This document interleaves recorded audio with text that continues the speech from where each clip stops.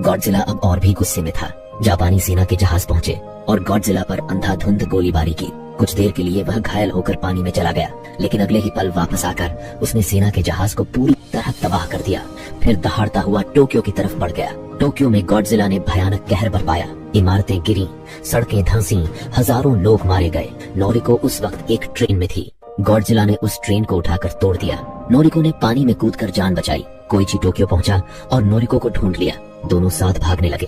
तभी गॉडजिला के शरीर पर नीली रोशनी चमकने लगी। उसके मुंह से एक भयानक न्यूक्लियर ऊर्जा की लहर निकलने वाली थी। नोरिको ने देखा कि वह लहर सीधे कोइची की तरफ जा रही है। बिना एक पल सोचे उसने कोइची को जोर से धक्का दिया और खुद उस लहर के सामने आ गई। एक पल में सब खत्म हो गया। कोइची घुटनों पर गिर गया। उसके मुंह से आवाज नहीं निकली। उसकी आंखें खाली हो गई। जिसे बचाने के लिए वह जी रहा था वह चली गई थी। उस हमले में लगभग 300 लोग मारे गए और 20,000 से ज्यादा इमारतें तबाह हुई।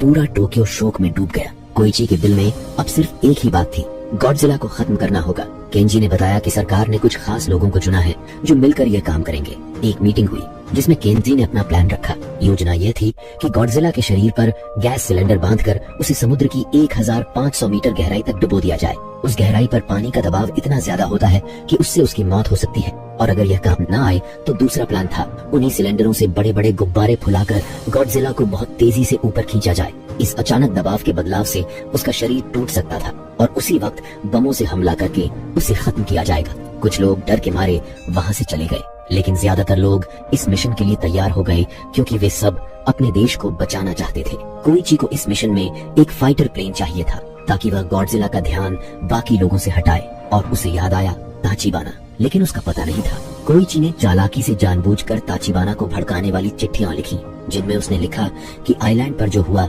उसका जिम्मेदार ताचिबाना है। ताचिबाना गुस्से में आकर खुद कोइची के पास आ गया। जब कोइची ने उसे पूरा प्लान बताया और कहा कि वह अपनी गलती सुधारना चाहता है तो ताचिबाना मान गया।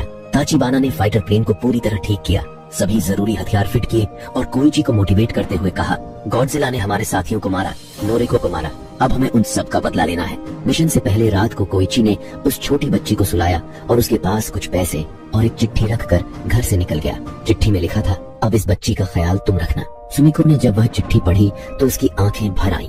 वह समझ गई कि कोइची एक ऐसे मिशन पर जा रहा है जहां से लौटने की उम्मीद बहुत कम थी। मिशन का दिन आ गया। समुद्र में एक खास डिवाइस डाली गई जो गॉडजिला की अपनी दहाड़ की आवाज निकाल रही थी। उस आवाज को सुनकर गॉडजिला टोक्यो की तरफ आने लगा। रास्ते में उसने एक बड़े जहाज को उठाकर फेंक दिया। कोइची अपना फाइटर प्लेन लेकर गॉडजिला के सामने पहुंच गया और उस पर लगातार गोलियां बरसाने लगा।